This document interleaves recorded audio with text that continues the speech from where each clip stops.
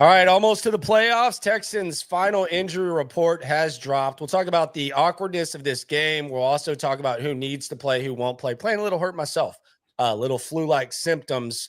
But let's get right into the final injury report, Stoots. What sticks out? Well, to me, Kamari Lassiter is one of the key defenders on this team, and him missing a practice on Wednesday, I wasn't worried about this week, but you worry about the grand scheme of things, which is the playoff game. But for him to go better, no injury designation, that takes away any sort of long-term worry. We knew Shaq Mason was going to be likely out, so then you're looking at Juice Scruggs. Is he going to be able to go? No injury designation for him. I'd expect him to be the right guard on Sunday. And I expect the offensive line, not only for this week, but for the playoff game, to be Laramie Tunsil at left tackle, Titus Howard at left guard, Jarrett Patterson at center, Juice Scruggs at right guard, playing his third different position this season, and then Blake Fisher at right tackle. Jeff Okudah, with a concussion that he suffered in practice. He had a big collision with Robert Woods in practice.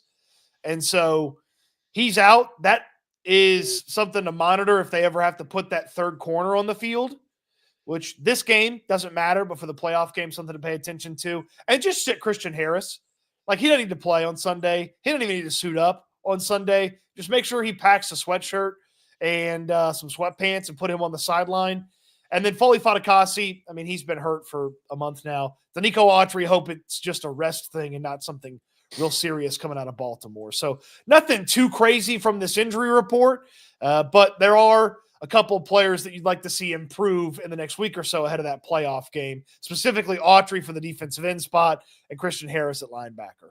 Not that it really matters. Like, I think you're kind of doomed if you have to go too deep down the corner depth chart, but this might be a good opportunity to get to rest Lassiter. And I don't know how bad it looks. It probably doesn't look great, but get these other guys from all the way down just as much rep as possible. Hell, even let Chris Boyd get some looks at corner, just so that these guys get some sort of reps next week if something does happen and they are a play away and we don't know what's going to happen with Okudah. But I think that could be something that could be valuable. Get the reserve corners, get them some reps, see what they look like. It's not going to be great, but at least get them as ready as possible. Yeah, maybe a D'Angelo Ross practice squad promotion, give him an opportunity. Miles Bryant, you mentioned him, play him maybe inside in that nickel cornerback spot. Maybe even get him some snaps outside. This is not a super imperative, make sure everything's fine-tuned opportunity for the defense. Like, we know what the defense can do. Yeah, they stunk against the Ravens. You're not playing the Baltimore Ravens again this season unless something goes incredibly awesome for this season. So you're not playing the Ravens again anytime soon. So I'm not worried about the defense fine-tuning anything there. So if Christian Harris is not 100%, put the sweatpants on. If Kamari Lassiter, you want to have him play a couple series and then take the helmet away, go for it. Be my guest. Don't do anything too crazy in this game against the Texans. Yeah, I'm with you. The offensive line thing is interesting, though. How does that make you feel, the thought of seeing Scruggs at right guard? Well, maybe this is the combination. Maybe this is the magic wand that finally gets everything right for the offensive line. I don't have a lot of hope for them running the football in this current iteration. They have not been able to run the football since they made the Patterson to center, Titus Howard to left guard move. Scruggs is better than Kendrick Green, but it's a new position for him at right guard. I have to imagine that they have a lot of faith that he can handle it because Kendrick Green has played right guard for a game and a half now, and they're going to put Scruggs back out there with no guard experience. And I know he moved around a lot as a rookie, but he was the center unquestioned in training camp. And then, they acted like he was, making some massive sacrifice moving to left guard. Like, now they had to do that to improve the line. He gets hurt. They move Titus Howard there. He's healthy again. So instead of sitting Fisher, moving Howard back out there, they put Scruggs in. They should be able to run the ball just a tiny bit better to the right with Scruggs in there, but they still can't run the ball overall with this line, but they should be able to pass block okay. Yeah, and pass blocking, I think, is the most important thing if you have to choose either or. In a perfect world, you want both. But that's the injury report. I want to ask you this question. Shout out to everyone. Be sure to subscribe to the S&L channel. Landry Locker, Cody Stoots. Just treading water till we get to the playoffs. We'll talk about the ideal playoff matchup in a sec. What does the best case look like Sunday? Like, what is ideal outside of health? Like, what are they looking to exactly accomplish on Sunday? Here's what I would love to have happen on Sunday. I'd love for them to win the toss. I'd love for them to take the ball, kick off, fair catch in the end zone. Okay, take it from the 25, and CJ Stroud completes 4 passes, 2 to Deontay Johnson, 2 to Nico Collins. Joe Mixon runs the ball in from about 5 yards out, and then all the starters on offense sit. So no more Mixon, no more Collins, no more CJ Stroud. The line stays out there to add to their cohesion, and then Davis Mills comes in and finishes up the game from an offensive standpoint. That's what I would like to see. Like, treat it like a preseason game that if they go out there and take care of their business on the first drive, that's it. See you later. Because if you go out there, you play these guys, and the Tennessee Titans stop you on 2-3 drives, like, did you recapture any of that momentum that you were hoping to get back from the Baltimore beatdown? You didn't. You didn't. So hopefully they go out there, that first offensive drive, they can put some points on the board, they can move the football, get Deontay Johnson involved. I mean, my God, Joe Mixon acted like they added, he acted like they added Randy Moss in the middle of the year when he was talking about Deontay Johnson. Like, he's going to be a guy that hopefully you can rely on when the playoffs get here. So he's got to get in tune with CJ Stroud, got to get it up to speed, get him and Nico Collins going that first drive, and call it a day after you put some points on the board. Yeah, I think Deontay Johnson getting going is the ideal thing. I really don't even want to see any of those guys out there. Quite frankly, I don't know that there's like anything that I could see that would just make me gush over the Texans offensively doing whatever they do against the Titans. I don't really see that anything going down there. Now, I will say Joe Mixon's probably pretty impressed with Deontay Johnson, because I'm going through his game logs right now. 3 career touchdowns against Cincinnati in his first 2 years in the league. Okay. So he's seen Deontay Johnson have some good games back in the Pittsburgh days. Kind of slowed down a little bit, but he has witnessed Deontay Johnson be a little bit of a factor, especially early in his career when he was Pro Bowl caliber receiver. Yeah. Woo. How about a 7 for 83 and a touch early on against Cincinnati? Yeah. It's kind of proportional to his career, but he had some good games against Cincinnati early on. But I'm with you. I want to see Deontay Johnson get going. Now the question is this: who do you want to see in the first round of the playoffs? Do you want to see the Chargers, or do you want to see the Steelers? My preference is the Pittsburgh Steelers. And the reason that they're my preference is the Chargers have a better quarterback than the Steelers, and the Chargers have a better opportunity to neutralize what the Texans do well on defense. So Herbert's better than Russell Wilson, and that's probably the best tackle duo that the Texans will have faced all year long when the Chargers come to town, in Rashawn Slater and Joe Alt. That is, you talk about neutralizing Will Anderson and Danielle Hunter. Those 2 guys can do that.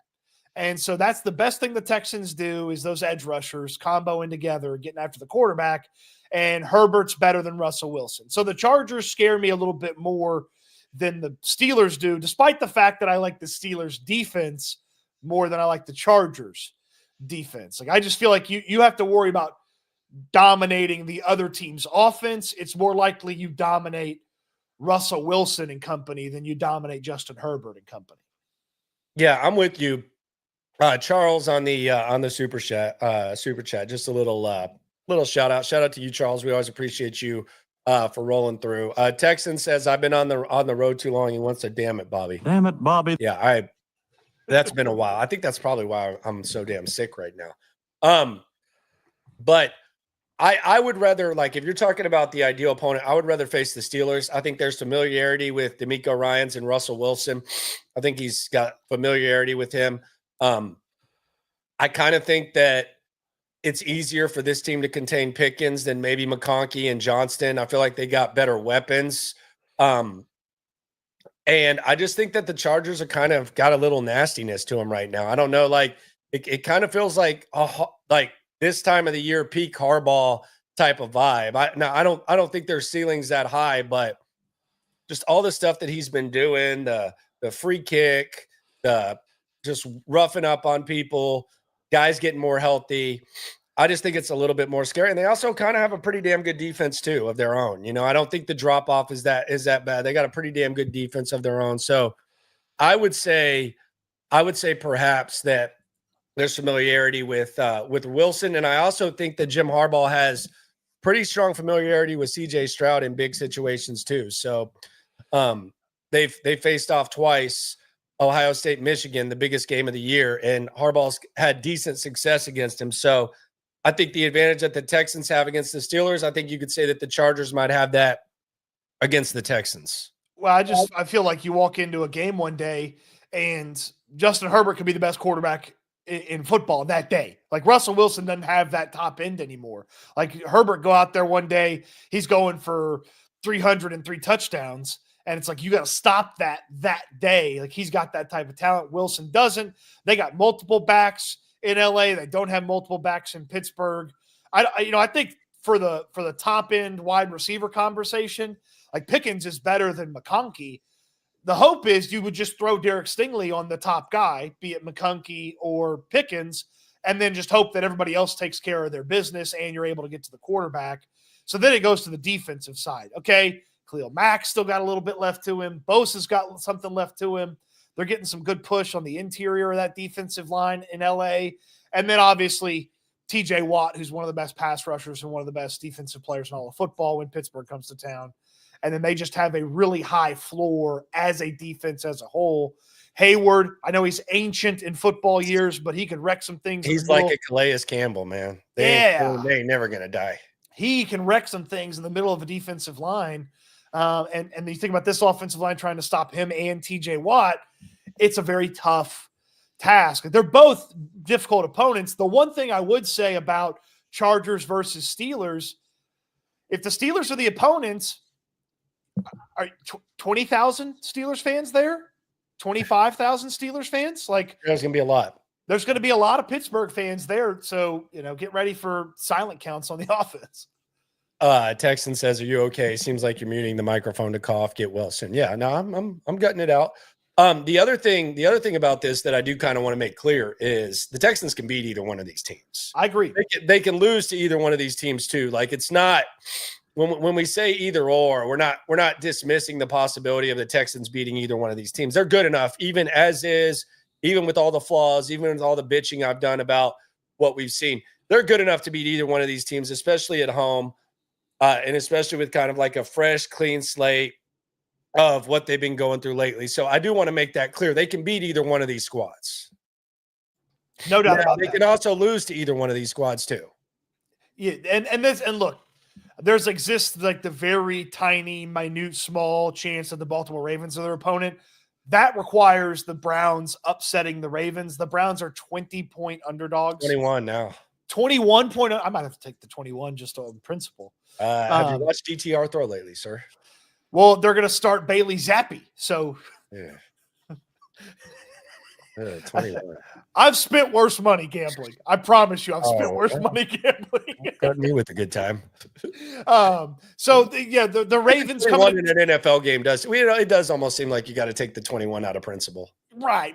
Yeah, so that requires the Browns to upset the Ravens. I don't believe that's going to happen. So we're not really discussing that as an opportunity for the Texans. So Chargers, Steelers, and we'll know because the Chargers game doesn't matter if Pittsburgh wins Saturday night. So Pittsburgh beats Cincinnati Saturday night.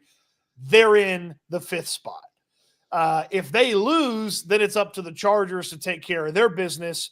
And if the Chargers win, which they should, they're playing the Raiders, then the Chargers would be the 5 seed. So Pittsburgh lost, Chargers win, you play the Chargers. Pittsburgh win, you play the Steelers. And then you have the Broncos, which is this is completely to the side. They got to beat the Chiefs. Have you ever been to you've covered Super Bowls and been to Radio Row and Media Night and all that, right? Yep. You know how when they give you the list of all the players that are going to be available at the podium and stuff like that, and they give you that list, that's basically what the Chiefs inactives looks like this week. It's basically the same thing. Like if you look at all their media availability in the Super Bowl, that's basically what all their inactives or questionable guys look like right now. Yeah. Mahomes not going to play. I got to imagine they're going to bench some offensive linemen, Jones. So it's going to be, what is it, the Carson Wentz experience, right? Yeah, he might try to bring it though. And then there still exists a chance for the Miami Dolphins to make the playoffs.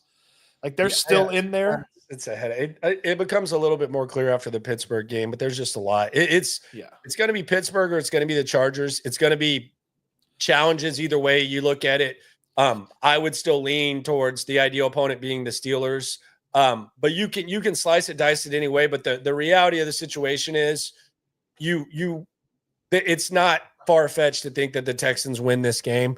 And quite frankly, it's not too far-fetched with their defense and the ability to make plays that they could do something crazy. Obviously, it starts with that. And it also starts with what we've kind of been hopping over. It starts with keeping your guys healthy this Sunday against the Titans and making sure they're good to go in the previously mentioned games. Can I, and I've been critical of you for doing this before, but can I play a little like look ahead game and just kind of with the bottom part of the playoffs? Threaten me with a good time. So I feel like there's a few teams that would like the Cincinnati Bengals to make the playoffs.